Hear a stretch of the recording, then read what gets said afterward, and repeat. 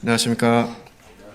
감사의 제사를 드리자라는 제목으로 성도들과 이 시간 하나님의 은혜를 나누고자 합니다. 예배 시간에 묵상했던 말씀인데요. 시편 100편 1절로부터 5절까지 함께 읽어보도록 하겠습니다. 시작. 온 땅이여 여호와께 즐거운 찬송을 부를지어다. 기쁨으로 여호와를 섬기며 노래하면서 그의 앞에 나아갈지어다. 여호와가 우리 하나님이신 줄 너희는 알지어다. 그는 우리를 지으시니요 우리는 그의 것이니 그의 백성이요 그의 기르시는 양이로다. 감사함으로 그의 문에 들어가며 찬송함으로 그의 궁정에 들어가서 그에게 감사하며 그의 이름을 송축할지어다. 여호와는 선하시니 그의 인자하심이 영원하고 그의 성실하심이 대대에 이르리로다. 네. 저희가 하나님께 즐겁게 찬송할 수 있는 것은 하나님의 은혜가 먼저이기 때문에 가능한 것 같습니다. 하나님이 우리를 위해서 해주신 그 놀라운 은혜의 사역이 아니었다면 우리가 하나님을 감사의 대상으로 알기보단 두려움과 공포의 대상으로 알았을 것이 분명합니다. 구약의 이스라엘 백성들이 하나님이라고 하는 이름만 들어도 정말 두려워하면서 그 하나님께 나아가는 것 자체를 두려워했던 모습들을 우리는 성경을 통해서 볼 수가 있는데요. 하나님께서 여전히 그와 같은 상황으로 일하신다면 오늘날 저희들은 참 하나님 앞에 나온다는 것이 너무나 두려운 일일 것 같아요. 그러나 하나님께서는 우리를 위해서 제사를 드려주시고 특별히 화목제물로 드려주셔서 우리가 하나님과 화목하게 하신 그것들을 기억하게 됩니다. 오늘 말씀을 준비하면서 레위기 7장의 화목제와 관련된 본문을 주제로 할까, 이 시편 100편 말씀을 주제로 할까 고민하다가 레위기 7장을 지우고 다시 시편 100편으로 본문을 정했는데요. 화목제에 대해서 또 한참 나눌 수 있겠습니다만 하나님께서 우리를 위해서 화목제물을 보내주셨다는 것이죠. 그렇게 하셨기 때문에 우리는 이렇게 감사함으로 하나님께 나아갈 수 있고요. 하나님이 여호와가 우리 하나님이다라는 고백, 이것을 할 수 있다고 하는 것이 너무나 감사한 것이죠. 우리 수요 집회 말씀 때마다 계속 배우고 있습니다만 하나님은 우리에게 얼마나 많은 은혜와 사랑을 베푸셨는지를 기억할 때마다 감사를 드리고 그분이 우리 하나님이신 것을 인해서 더욱 감사를 드리게 되죠. 그래서 우리는 감사함으로 문에 들어가고 찬송함으로 그의 궁정에 들어가고 또 그에게 감사하며 그의 이름을 송축할 수 있는 것 같습니다. 그 모든 근원에는 하나님의 선하심과 그 인자하심이 근간이 되는 사실을 우리 시편 100편을 통해서 묵상할 수가 있습니다. 때로 낙심되거나 힘이 들 때 시편 100편을 묵상하시면서 감사의 제목들을 찾아보게 되기를 원합니다. 화목제사의 그 원어는 샬렘인데요. 그 샬롬이라고 하죠. 우리가 평화를 이야기할 때. 그 하나님께서 우리를 위해서 샬렘의 제사를 드려주셔서 우리는 이 감사 제사를 드릴 수 있는 것 같습니다. 이 감사라고 하는 단어, 히브리어로는 토다라고 하는데요. 감사, 찬양을 의미하고요. 구약에서는 감사 제사를 나타내는 주요 용어로 사용되었습니다. 헬라어로는 유카리스티아라는 것인데요. 이것은 좋은 은혜를 뜻하고요. 신약 성경에서는 감사와 성찬의 의미로 사용되어졌습니다. 예배 중심적인 개념을 말하는 그런 단어이죠. 우리는 만찬 예배를 매주 드리고 있습니다. 우리는 오래전부터 이것을 하나님이 성경을 통해서 우리에게 가르쳐 주신 예배의 본이라고 믿고 있고요. 그래서 매주 만찬 예배를 진행하고 있습니다. 참 이것이 우리에게는 되게 어려운 일이 아니잖아요. 근데 일반적으로 이제 교파의 그 목사님들이나 이런 분들 만나서 이제 얘기하다 보면 일반적으로는 교파교회에서는 한 1년에 한 2번 내지 3번 정도 하거든요. 그런데 이걸 어떻게 매주 할 수 있냐라는 거에 대해서 상당히 놀라요. 하나님을 예배하는 것, 이거 매주 하는 것이 당연한 것인데, 이 매주 할 수 있다는 것에 대해서 상당히 놀라고, 그게 가능한지 생각하게 됩니다. 왜냐하면 이미 이 예배 기준이 그냥 주일날 참석해서 순서에 정해진 대로 목사님 설교를 듣는 것을 예배로 많은 교계에서 인식하고 있기 때문에 그런 것이죠. 우리는 참된 예배는 물론 말씀도 포함되겠습니다만 하나님께서 주신 은혜와 그 사랑을 제한된 사람이 아니라 누구든지 하나님께서 허락하신 은혜를 따라서 감사에 참여할 수 있는 것들을 기억할 때 감사가 되죠. 이 두 단어 모두 하나님께 대한 깊은 감사와 찬양의 행위를 나타내고요. 이것이 제사와 예배의 핵심을 이루는 단어인 것들을 보게 됩니다. 성경이 말하는 감사는 하나님의 선하심을 인정하는 것이죠. 그리고 그분께 영광을 돌려드리는 행위입니다. 감사는 믿음의 표현이고 하나님과의 관계를 깊게 합니다. 하나님과의 관계 속에서 감사가 주로 나오느냐, 원망이 주로 나오느냐에 따라서 우리의 삶의 태도도 결정되는 것 같아요. 구약 성경을 통해서 이스라엘 백성들이 늘 하나님께 감사하기보다는 원망하고 불평하고 했을 때 그들과 하나님의 관계는 가까운 사이가 아니었죠. 그러나 예수 그리스도를 통해서 화목하게 된 신약의 성도들은 하나님과 가까운 관계들을 생각하게 되고요. 그래서 원망과 불평보다는 감사와 찬송을 드리는 이와 같은 일들을 통해서 하나님과 어떤 관계에 있는가라고 하는 부분들을 표현하게 되는 것이죠. 자, 인간관계 속에서도 한번 생각해 보시면 이해가 쉬울 것 같아요. 여러분들은 어떤 사람들하고 친하세요? 나에게 감사할 일들을 하는 사람들과 친합니까? 아니면 나에게 원망 들을 만한 일을 하는 사람들과 친합니까? 당연히 감사할 사람들과 친하게 되죠. 하나님과도 그렇습니다. 우리가 하나님 앞에서 감사할 제목을 자꾸 찾게 되면 하나님과 가까워질 수 있는 것이에요. 하나님께 대해서 원망하고 불평할 일들을 찾게 되면 하나님과 멀어질 수밖에 없죠. 근데 참 감사한 것은 이 감사를 의도적으로라도 하면 우리의 뇌는 이게 의도적으로 하는 감사, 또 그냥 아니면 진짜 감사하는 감사, 이걸 잘 구분을 못 한다는 거예요. 기쁨도 그렇습니다. 그래서 많이 웃어라 라고 하는 것이죠. 그냥 재미가 없어도 막 웃으면 우리 뇌는 그것을 기쁨으로 인식한다는 것이에요. 그래서 계속 하하하하 하고 웃으면 그냥 그것이 기쁨이 되어져서 우리 몸을 긴장을 완화시켜 줍니다. 근데 불평과 원망을 하게 되면 스트레스가 자꾸 쌓이죠. 어떤 다른 대상이라든지 다른 일들 때문에 우리가 불평하고 원망할 수 있게 되는데요. 그 불평하고 원망하면 그 스트레스가 누구한테 와요? 그 대상한테 가는 게 아니에요. 나한테 옵니다. 그러니까 성도들을 향해서 불평하고 원망하는 거, 이건 나한테 힘들게 하는 요소예요. 그래서 그런 것보다는 하나님을 기억하고 감사할 제목과 기쁨의 제목들을 찾다 보면 우리 스스로 스트레스를 덜 받게 된다라고 하는 것이죠. 그래서 우리가 하나님께 감사하는 삶이 되어주면 우리의 삶에 있어서도 이 스트레스를 줄이고 행복감이 높아질 수 있다라고 하는 것입니다. 앞서 읽어드린 대로 시편 100편 4절과 5절의 9절의 의미를 보면 감사와 찬양으로 하나님께 나아갈 것을 권합니다. 무엇을 가지고요? 내 삶 가운데서 일어난 좋은 일, 결과들, 감사할 만한 일들, 이런 것 가지고 하나님께 나아간다 그러면 제한이 있을 거예요. 그렇죠? 우리 삶 가운데 정말 기쁘고 감사가 넘치고 그럴 만한 제목들이 얼마나 있습니까? 그래서 우리에게 그럴 제목이 있을 때마다 하나님께 나아간다면 1년에 그냥 서너 차례 나아가면 끝날 수도 있어요.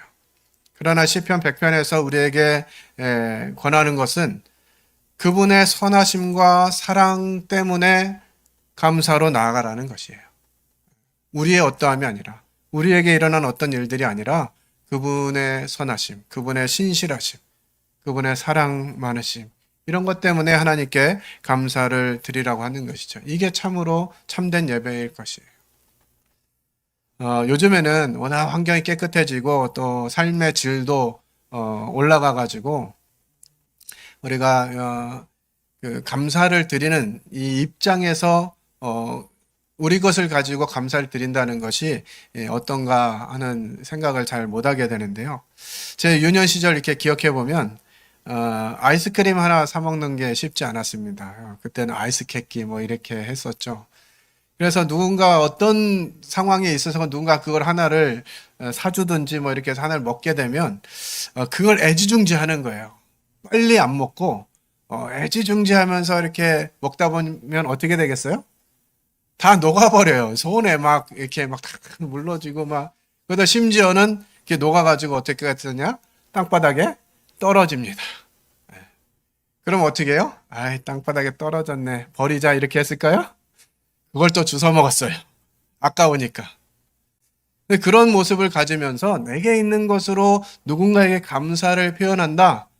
이거 참 그런 거죠. 그 아이가 3살, 4살짜리 아이가 땅바닥에 떨어진 아이스크림 주워가지고 그것도 그 때국물 묻은 손에 주워가지고 엄마에게 주잖아요. 엄마는 어떻게 할까요? 응? 요즘 같으면 당연히 버려! 이렇게 하겠죠. 근데 엄마는 또 그거를 잘 또 닦아서 남은 것을 자녀에게 먹이기도 합니다. 이게 하나님의 심정이신 것 같아요. 우리에게 있는 거 정말 하나님께 다시 돌려드리고 하나님을 기쁘게 해드릴 만한 것이 뭐가 있겠습니까? 그런데 그 하나님의 신실하심, 하나님께서 베풀으신 사랑과 은혜를 생각하면서 우리에게 주신 것들 가지고 나아갈 때 하나님은 그걸 기쁘게 여기신다고 하는 것이죠. 그 하나님 얼마나 신실하신 분이신지를 생각하게 됩니다. 우리 시편 50편 23절 같이 읽겠습니다. 시작. 감사로 제사를 드리는 자가 나를 영화롭게 하나니 그의 행위를 옳게 하는 자에게 내가 하나님의 구원을 보이리라. 예. 감사로 제사를 드린 자가 하나님을 영화롭게 한다. 이렇게 표현해 주고 있습니다.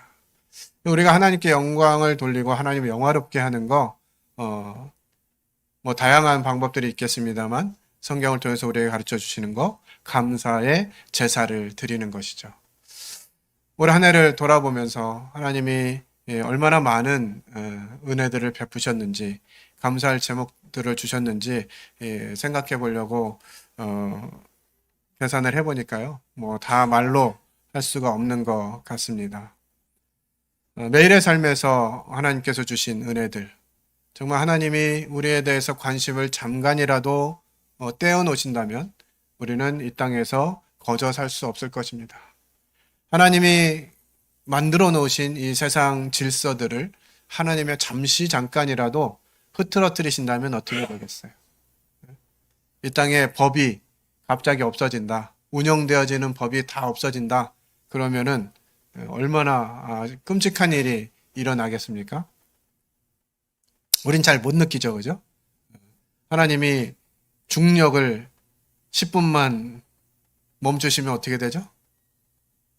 우리가 새처럼 하늘을 날다가 어딘가에 머물게 될 것이에요. 하나님이 우주를 다스리는 원리를 10분간 멈추신다면 우리는 잘 못 느끼지만 지구가 엄청난 속도와 소리로 자전하고 있죠. 이게 우리 귀에 들리면 우린 못 살 거예요. 또 엄청난 속도로 공전하고 있잖아요. 느끼시나요? 우리 엄청난 고속의 열차에 몸을 싣고 있다. 이런 생각을 해보면 그걸 잠깐 멈추시면요. 우리는 정말 살 수 없는 자들이에요. 심지어는 뭐 그렇게까지 아니더라도 우리 몸을 구성하고 있는 혈관 중에 하나만 하나님이 관심을 멈추시잖아요. 그럼 어떤 일이 생겨요? 뇌경색, 뇌출혈이 오는 것이에요. 우린 그런 사람들이거든요. 근데 매 순간 하나님께서 우리를 기억하시고 필요를 공급하신다는 것이에요. 지난 수요일 날 우리는 일용할 양식에 대해서 살펴봤습니다. 하나님이 주시는 것, 그것이 우리에게 가장 좋은 것이고 가장 선한 것임을 알고 감사함으로 지낼 수 있어야 되는데 우린 늘 더 달라고 하는 마음을 갖게 되죠. 욕심이 들어오는 순간부터 감사가 사라지고 원망과 불평이 오는 것 같습니다. 그래서 우리는 하나님이 주신 것들, 매 일상 속에서 또 음식과 건강과 또 우리가 주거할 수 있는 이 주택과 이런 것들을 공급해 주신 것에 대해서 감사해야 되겠습니다. 또 우리는 야고보서 1장 17절에 있는 말씀을 통해서 감사할 수가 있는데요. 온갖 좋은 은사와 온전한 선물이 다 위로부터 빛들의 아버지께로부터 내려오나니. 예. 눈에 보이는 것뿐만 아니라 온갖 은사와 온전한 선물이 하나님께로부터 오는 것이에요. 그래서 우리는 하나님께 이와 같은 것들을 주신 것들에 대해서 감사해야 되겠죠. 저희 모임에 다양한 은사들이 있고 다양한 재능들과 솜씨들이 있는 것을 인해서 감사가 되어집니다. 저는 이렇게 몸으로 하는 것에 굉장히 취약한 사람이라서 회사에서든 교회에서든 뭔가 몸으로 할 일이 생기면 어떻게 해야 되나 고민을 합니다. 괜히 도와주겠다고 옆에 있다가 자꾸 사고를 치거든요. 일명 마이너스의 손이라고 그러죠. 손만 대면 망가져요. 그냥 뭐 하지도 않았는데 다치고 막 이래가지고 그냥 빠져주는 게 도와주는 거구나 이렇게 생각할 때도 있는데요. 다 저 같은 사람들만 있으면 일이 되겠어요? 안 되겠어요? 참 안 돼요, 일이. 그렇지만 또 그와 같은 일들을 잘 하시는 분들이 있고 또 다양한 은사들을 교회 가운데 허락하셔가지고 여러 가지 일들이 되게 하시는 이런 모습도 보면서 감사가 되죠. 이것들 또한 하나님께서 우리에게 주셨다라고 하는 것이에요. 늘 우리는 감사할 것을 찾으면 굉장히 많은데 감사할 것보다는 눈에 보이는 대로 자꾸 판단하고 불평하고 원망하고 이러다 보니까 감사가 줄어드는 것 같아요. 여러 가지 이제 방법들이 있는데 우리 성경 통독을 하는 뭐 다양한 성경 어플들이 있는데 가능하면 가피풀로 하면 좋을 것 같아요. 가피풀에는 이제 매일 오늘 감사할 제목을 적어보세요. 생각해보세요. 이런 이제 문구가 자꾸 뜨거든요. 말씀 읽을 시간도 뜨게 해주고, 그걸 통해서 오늘 하루 하나님 나에게 어떤 일들을 하셨는가, 이런 분들은 이제 적어 내려가기도 했는데, 이게 꾸준히 하는 게 참 쉽지 않아요. 그래서 이제 혼자 하는 것보다는 앞으로 이렇게 뭐 그룹별로 한다든지, 뭐 부서별로 한다든지, 이런 부분들 통해서 우리가 감사할 일들을 좀 찾아보면 좋지 않겠나 하는 생각을 해보게 됩니다.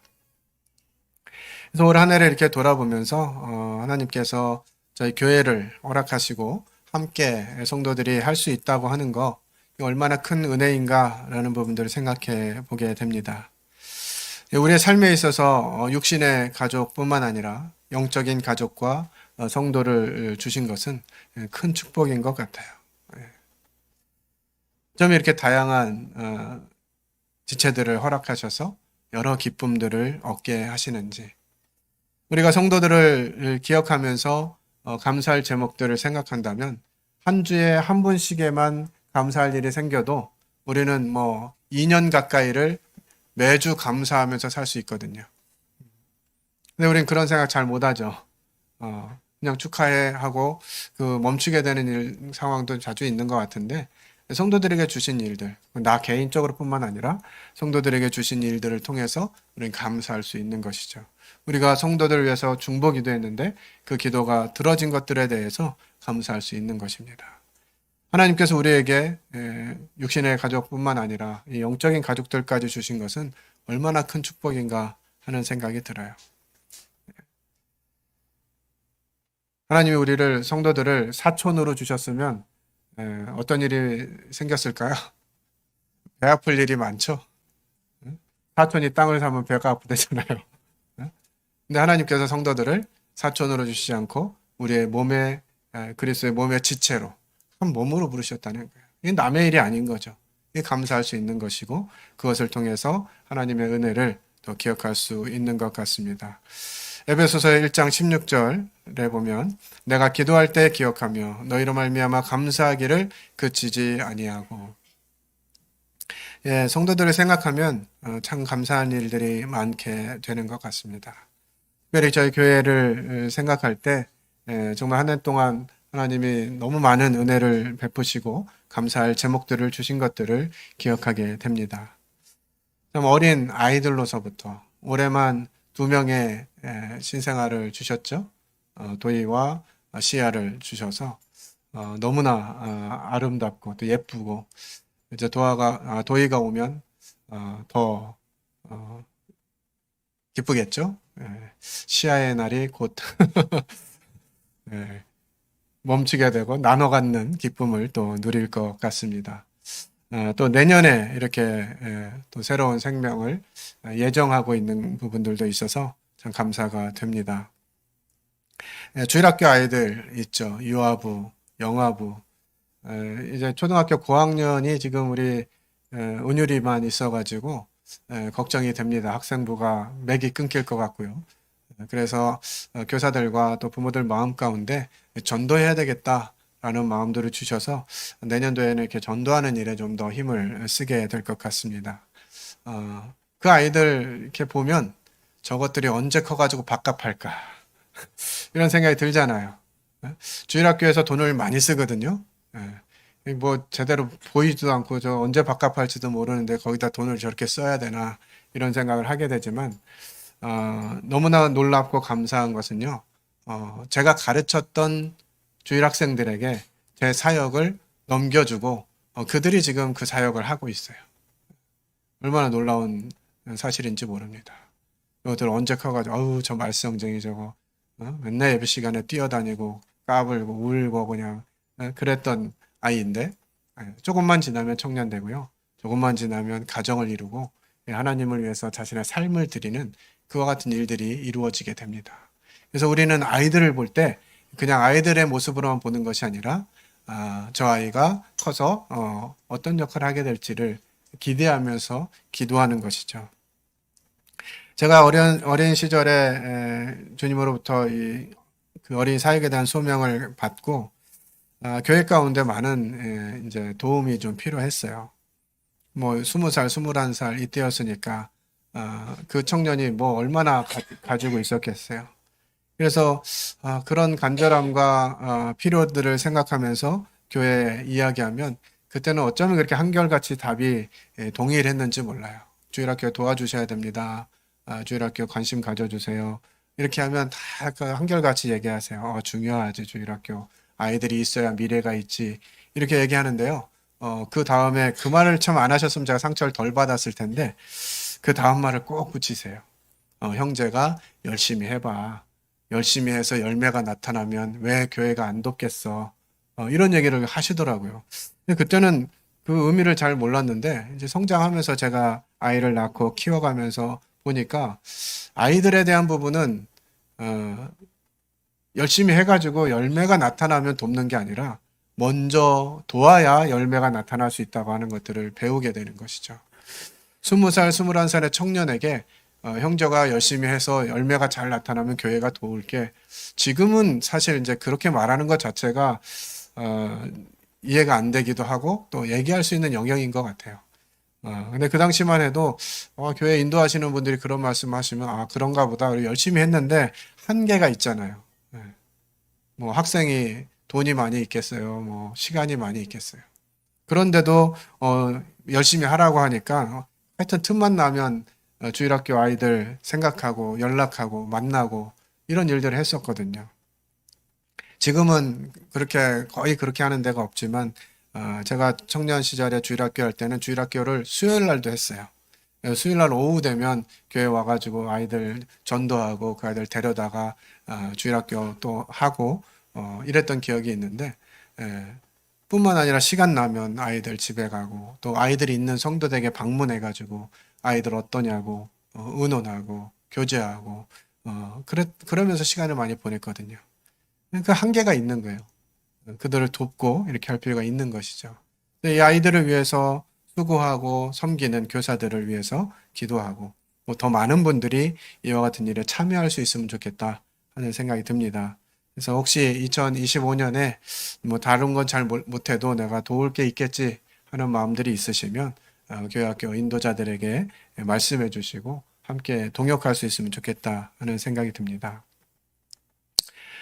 이제 뭐 주일학교를 넘어서 학생부에 올라오면 그래도 이제는 뭔가 자기 밥값을 할 것만 같은 그런 기대감이 있게 되죠. 그죠? 우리 학생 형제들 보면 참 귀합니다.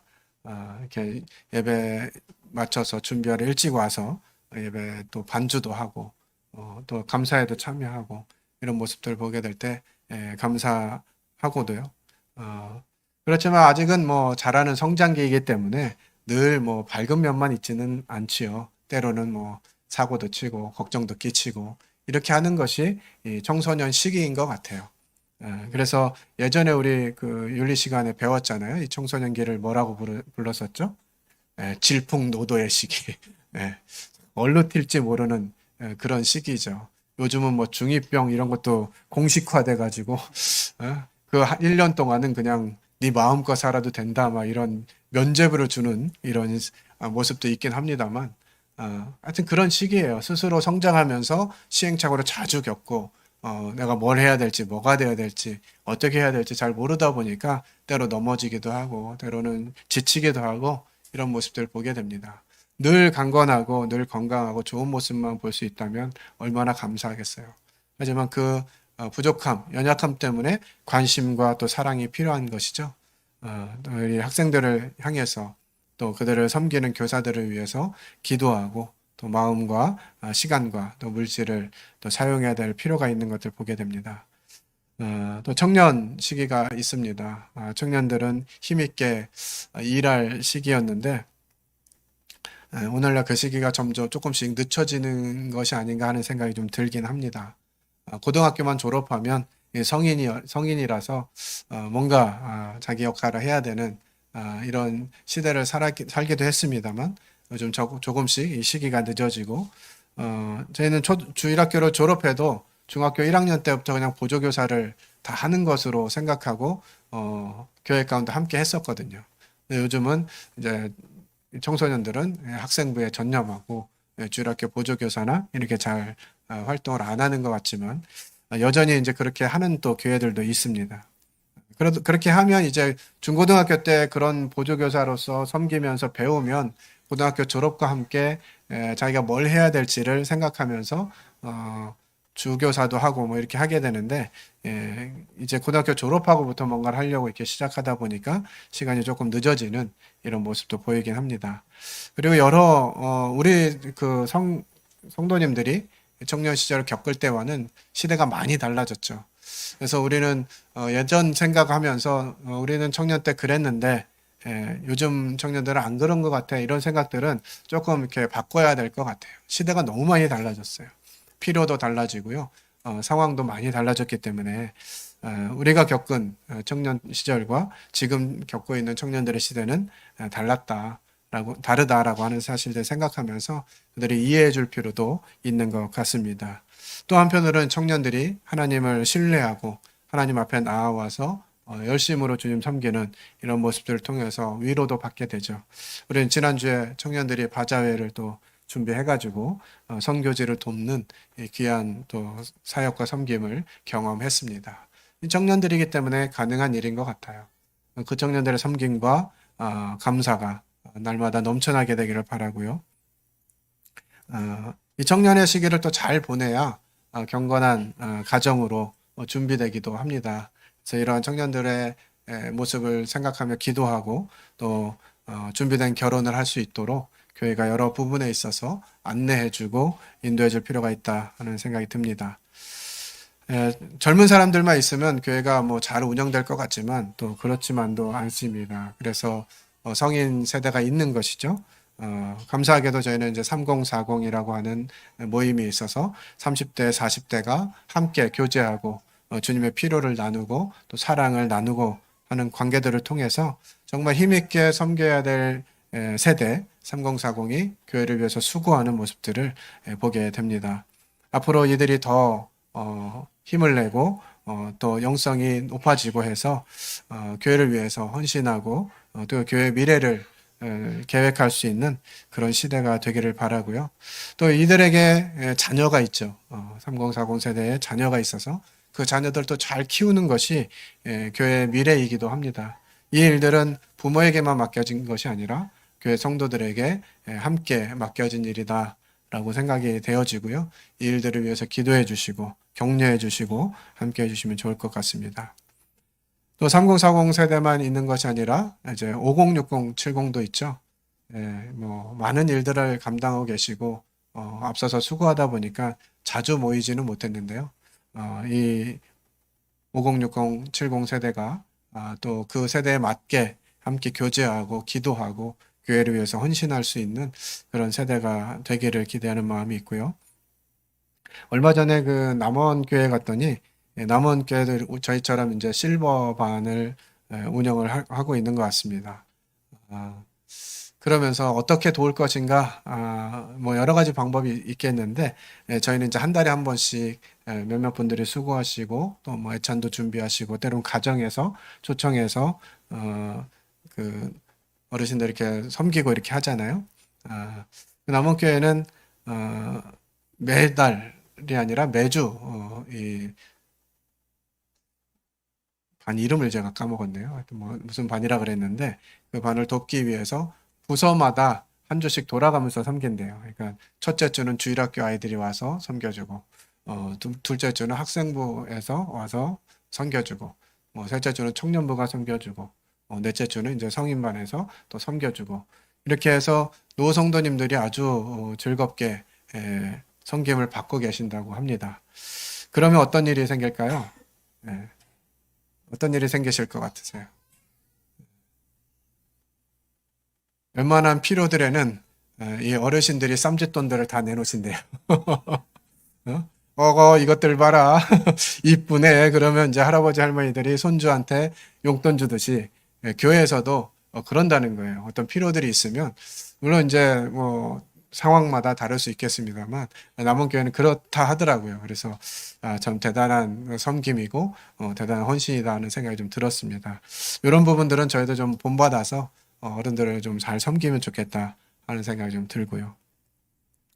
그래서 시니어부, 노년부를 또 이렇게 하고 있는데 이름을 조금 바꾸면 좋겠다는 생각이 들어요. 자꾸 뭐 실버반, 노년부 이러니까 나이를 많이 든 것처럼 생각하게 되고 그런 표현들을 하게 되잖아요. 그래서 좀 합당한 이름으로 이 이름을 조금 바꾸면 좋겠다 하는 생각이 들고요. 우리 노 성도님들도 참 얼마나 귀하신 분들인지 이렇게 그룹 교제 시간에 보면 이렇게 노성도님들이 교제하시면서 아유 이제 뭐 내가 나이 들어가지고 뭐 할 것도 없고 뭐 그래 뭐 이런 얘기 이제 하시거든요. 근데 저희는 이제 부모님을 모두 주님께 보낸 경험이 있다 보니까 아 그냥 계신 것만으로도 위로가 되는 것 같아요. 아파서 누워 계시든지 그냥 아무것도 못 하시고 계셔도 예, 그냥 계시다고 하는 거, 어머니가 계시구나 하는 것만으로도 큰 위로가 되는 것처럼 우리 노성도님들이 이 자리에 계신 것만 봐도 젊은 사람들에게 위로가 되고 도전이 되는 것이죠. 예, 우리 뭐 이대희 부처님 같은 경우에 100세가 다 되셨는데 이 4층까지 매주 또 올라오시고 함께 예배에 참여하시고 이런 것들이 이제 젊은 사람들한테 큰 본이 되는 것이죠. 어, 그 어머니를 생각해 보면 어머니는 때마다 제가 뭐 특별히 뭘 해드리지 않아도 뭐 상황이 생기면 꼭 전화를 주세요. 눈 많이 왔는데 괜찮냐? 비 많이 오는데 괜찮냐? 일기예보를 어머니가 알려주시는 것 같아요. 어? 뭐 명절 되면 언제 오냐 이렇게 전화해 주시고 그랬는데 지난 명절에 이제 그 형님 댁에 가면서 어머니가 그거 전화 안 해주시는 게 못내 서운하더라고요. 이제 전해줄 사람이 없구나. 이런 생각이 들면서 어머니가 계셨던 거 그런 부분에 참 생각이 나고 그래도 계셨을 때가 더 좋았다 하는 생각이 들어요. 그래서 우리 노성도님들께서 나 나이 들었는데 이런 생각 하시지 마시고 내가 있는 게 젊은 사람들한테 힘이구나 이렇게 생각하시면 좋을 것 같아요. 어르신들 아시겠죠? 예. 내가 뭐 뭘 하냐 앞으로 내가 뭔 밥값도 못할 때 이런 생각하지 마시고 그냥 계셔 주시는 것만으로도 힘이고 위로가 된다 하는 사실들을 기억하시면 좋을 것 같습니다. 또 우리 자매에서 뭐 목요 자매도 있고 주일날 모이시는 자매를 통해서 교회 정말 눈에 보이지 않고 사소한 일들 이런 부분들 다 우리 자매님들이 수고해 주시고 섬겨 주셔서 성도들이 얻는 유익이 크죠. 매주 애찬을 하시느라 여름에는 그 더위에서 어떻게 애찬을 하시나 싶기도 하고 또 겨울에는 추위에 또 애찬 준비하실랴 장 보실랴 참 대단하시다 하는 생각도 해보게 됩니다. 그런 섬김을 통해서 성도들이 유익을 얻는 것이죠. 또 눈에 보이는 일들은 대부분 형제님들이 하시는 것 같고 눈에 안 보이는 중요한 일들은 진짜 또 자매님들이 대부분 하시는 것 같아요. 참 감사하죠. 형제님들보다는 주님 나라 갔을 때 자매님들의 상급이 훨씬 더 크지 않을까 하는 생각이 듭니다. 눈에 보이는 거는 그냥 이 땅에서 다 상급을 받거든요. 지금 눈에 안 보이게 은밀하게 섬긴 것들을 하나님께서 보시고 상 주시리라 생각이 들어요. 이런 모습들 전체적으로 이렇게 생각해 보게 될 때 너무나 감사가 됩니다. 이런 섬김들이 없다면 교회가 잘 운영될 것인가 생각해 보는 것이죠. 하나님이 우리에게 허락하신 성도들을 기억할 때마다 하나님께 감사하고 이 감사가 그치지 아니하는 이것들에 인해서 감사를 드리게 되죠. 또 뭐 제가 다 언급하진 못했습니다만 뭐 눈에 보이고 뭔가 활동을 통해서 섬기는 이런 부분도 있겠습니다만 때로는 연약한 성도들이 교회의 감사를 넘치게 하기도 합니다. 꼭 뭐 건강하고 즐겁고 뭐 성공적인 일들만을 통해서 우리가 감사하는 것이 아니라 때로는 연약한 성도들을 통해서 어려움들을 통해서 그것들을 겪으면서 감사할 수 있게 되는 것이죠. 그래서 교회 안에 있는 어떤 성도도 한 성도 안 귀한 성도가 없고 그냥 무시해도 될 성도가 없다 하는 사실들을 기억하면서 감사를 드리게 됩니다.